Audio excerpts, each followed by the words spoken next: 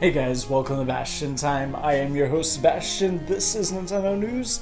Let's get to that news. Oh, I'm way too close to the camera. Let's back up a little bit first. There we go. Okay, first of all, this video is a little late. I usually record these videos on Friday or Thursday, and then I edit them at some point prior to Saturday so that they can be released on Saturday.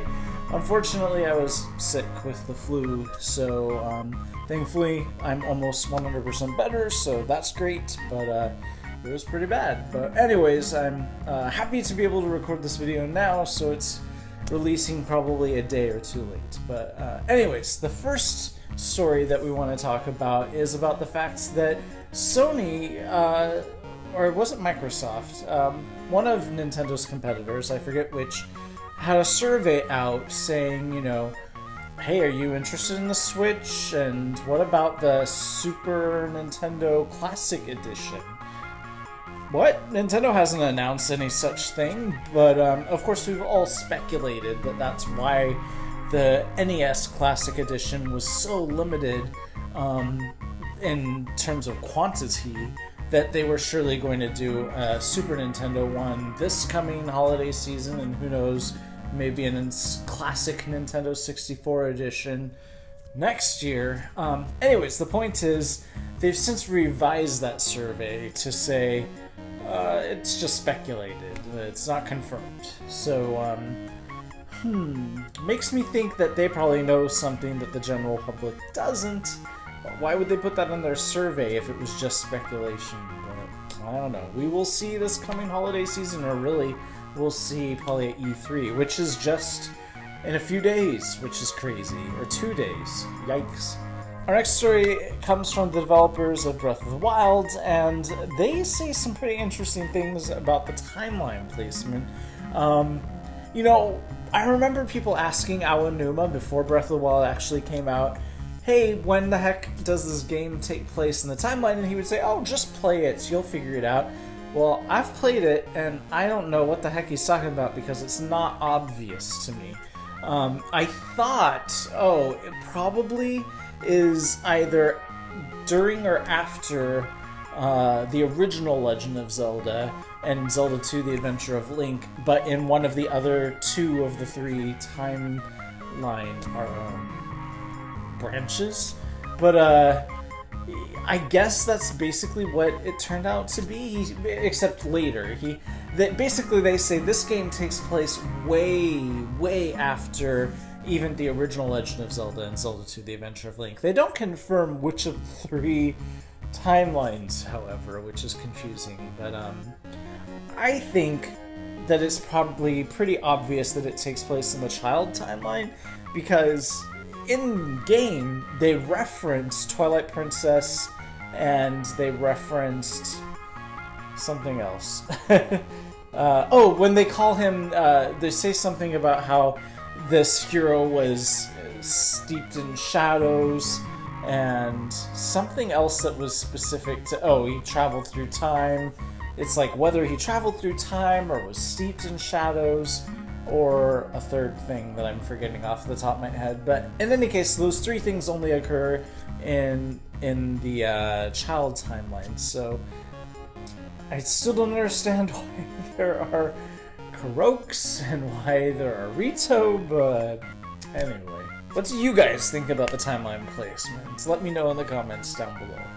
We've had further clarification about the classic games coming to the Switch's online service, and Nintendo saying that's a completely different thing from Virtual Console, and in fact, we don't even know if we're going to do Virtual Console on the Switch. So it might be that these classic edition, these classic games with this new online features added might be the only way to play some of these classic games on the Switch.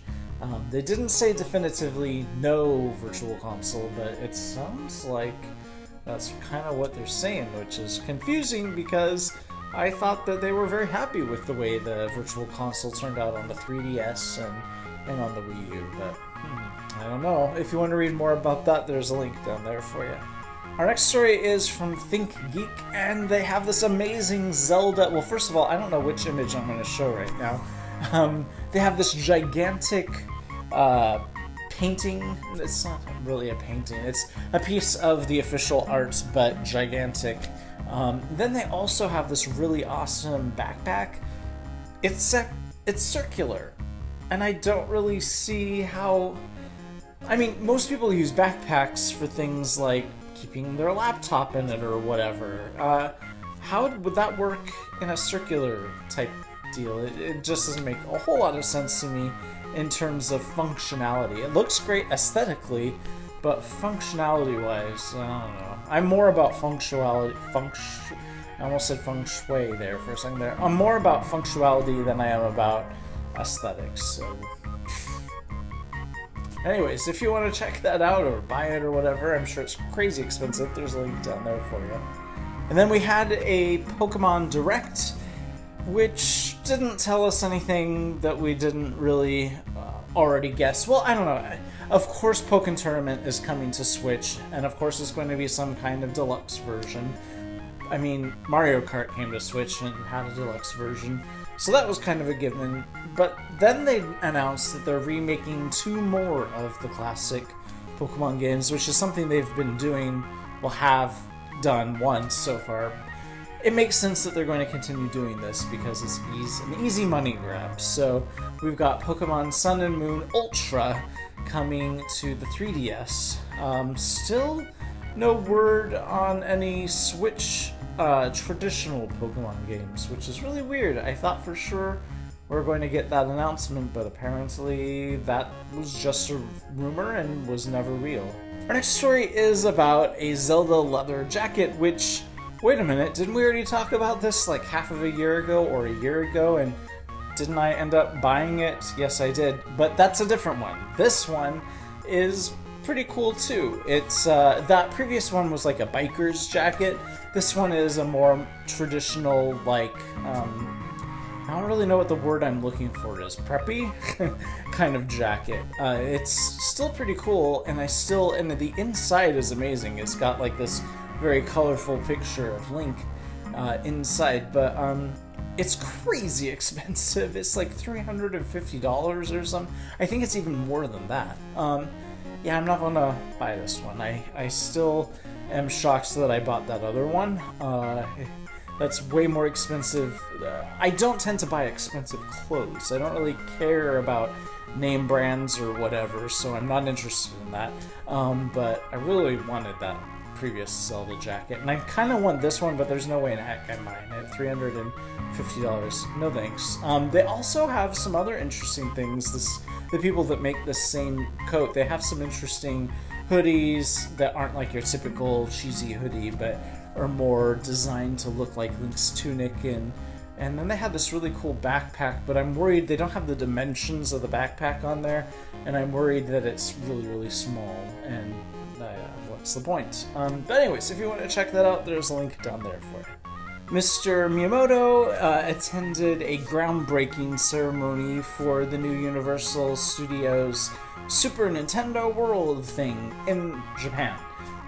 Surely there will be a similar thing coming to Orlando and to the Universal Studios in LA, but when that's going to happen, goodness only knows, because this Japan one, even though they're breaking ground right now, won't happen until 2020, so...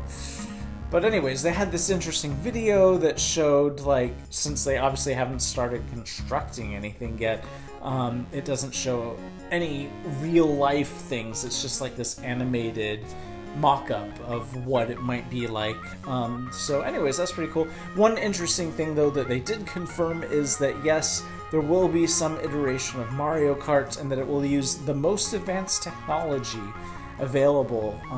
So hopefully it's not just like being in go-karts and racing around a track that has like Mario type foliage and statues and whatnot. Hopefully it is doing things like a holographic, question block, or I don't know. I can't even begin to imagine what this most advanced technology would be like, but I hope that it makes you really feel like you're playing Mario Kart, not just like go-kart decorated to look like Mario Kart. But anyways, that's pretty cool.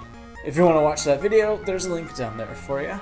And our final story for the day is by far the most interesting, in my opinion, and the most shocking and surprising, which is an interview that Mr. Aonuma had. I'm tempted... I really want to believe that this interview is fake. It's just so weird that it doesn't feel real, but it's coming from a totally legit source, so it can't possibly be fake. But in it, he says some really bizarre things. He talks about how he quit being the Zelda director after the Wind Waker, and that they started the next game without him, and that Mr. Miyamoto then convinced Mr. Aonuma, no, you've got to come back, you've got to be the director of the next game. What? That's so weird. He talks about how he really did want to get away from the Zelda series, but then when he was thinking about what kinds of games he wanted to make if he wasn't, doing Zelda, it all felt very Zelda-like stuff, so why not just do it in Zelda?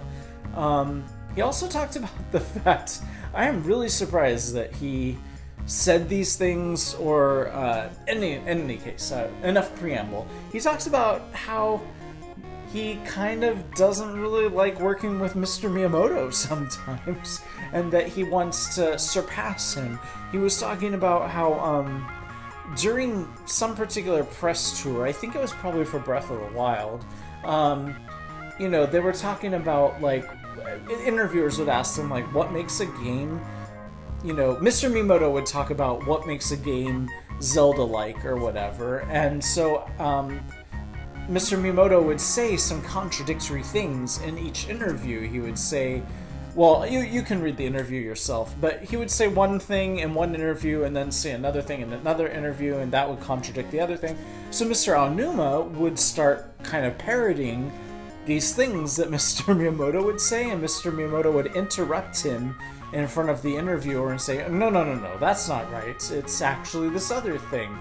And Mr. Aonuma did not like that at all. He did not like being contradicted in front of an interviewer. And I totally understand him. Like, Mr. Aonuma is, let's be real here, he is the producer behind Zelda these days. Mr. Miyamoto created Zelda, but he's not really involved as much as some of us might believe he is. So Mr. Miyamoto should not be contradicting Mr. Aonuma when they're on these press junket things. But in any case, Mr. Aonuma talked about how he did not like that, and that's one of the things that made him want to quit again. So anyways, it was a very interesting read. I would be so tempted to believe that this is totally fake and made up, but it's coming from a real legit source, so I guess it's real. But anyways, if you want to read that interview, it's a fascinating read. There's a link down there for you. That is it for this episode of Nintendo News. See you guys, and oh yeah, next week. I'm doing these weekly now. See you next week for more news. Bye guys.